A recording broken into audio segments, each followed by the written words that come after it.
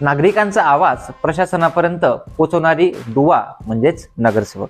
मित्रांनो, नुकत्याच महापालिकेच्या निवडणुकी पार पडल्या आणि आपल्या सर्वांना आता प्रश्न पडला असेल की नेमकं नगरसेवक करतो तरी काय. तर आपल्या प्रभागामध्ये रस्ते किंवा पाणी येत नसेल किंवा ड्रेनेजचे प्रॉब्लेम असतील तर या सर्व समस्या महापालिकेमध्ये मांडण्याची मुख्य जबाबदारी ही नगरसेवकाची असते.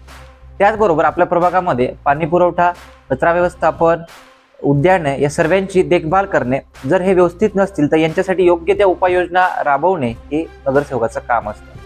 त्याचबरोबर जर वॉर्डासाठी कुठला निधी येत असेल तो निधी योग्य त्या ठिकाणी वापरला जातोय का याची पारदर्शकता ठेवणे, त्याला बघणे हे काम नगरसेवकाचं असतं.